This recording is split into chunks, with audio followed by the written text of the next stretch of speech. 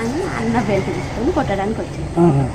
నా షాపుని కొట్టకురా, నేను కొట్టినా కొట్టుకుంటా, పెట్టినా పెట్టుకుంటా, నా షాపు మీద నువ్వు చెయ్యొద్దు అనేసి దొబ్బాడు. దొబ్బినా కూడా ఆగలేదు అన్న, మనోజ్ అని ఆగలేదు. దానివల్ల ప్రసాద్ దెబ్బ కొట్టిండు అన్న. సార్ ఏంటంటే కొట్టొద్దు నా షాపు, నేను భయం పెట్టుకుంటా, కొట్టకురా అన్నాడు. ఇద్దరు దానివల్ల ఇక ఆ షాప్ గురించి ఏదంతా గొడవ, తండ్రి కొడుకులు నెట్టుకున్నారు. అసలు దెబ్బలు నాకు తెలిసి దెబ్బలు తగ్గలేదు, డిసైడ్ చేసుకున్నారు. దెబ్బలు తగినంత ఇది ఏం పాత ఉన్నాయి,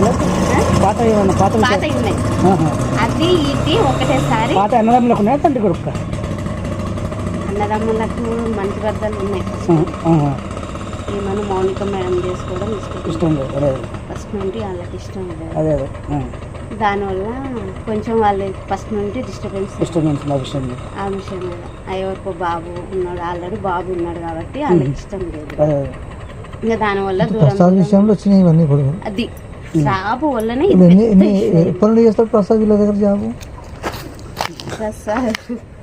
ప్రసాద్ జాబ్ వాడు 6 సంవత్సరాలు 4 సంవత్సరాలు ఇక్కడ హైదరాబాద్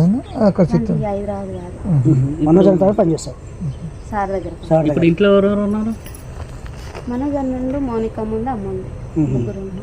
సార్ లేడా? మార్నింగ్ మేడం వచ్చా, ప్రసన్న మేడం వచ్చింది కదా,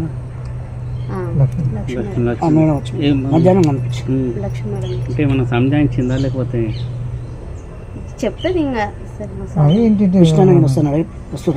ఫోన్ చేస్తారు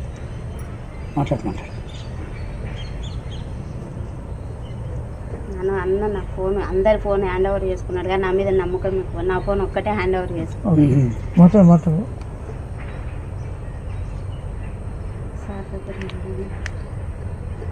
ఎన్ని గంటలకు అయింది?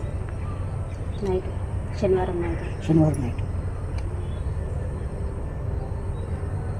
అంతేనా? ఇక్కడ ఇంకా సారు ఇక్కడ ఏం జరుగుతుందో తెలుసుకోవడానికి ఫోన్ చేద్దాం అన్న. రాడు, నాకు తెలిసి మా విష్ణు అన్న రాడు. కానీ ఈయన భయం ఏంటంటే, విష్ణు అన్న ఏంటంటే సారు మీద చెయ్యేసిన ఎవరన్నా ఏమన్నా అన్న ఒప్పుకోడు. ప్రాణం తండ్రి కొడుకు, పెద్ద కొడుకు చెయ్యేసిండు. అందుకని డాడీని ముట్టుకుంటావా అని కోపం ఉంటుంది అన్నకు, అంతే తప్ప. మొన్న వచ్చారు, టపాకాయలు కాల్చారు, పాపకు 1,00,000 రూపాయలు చేతిలో పెట్టాడు, మంచిగా ఉన్నారు. మనోజ్ అన్న పాపం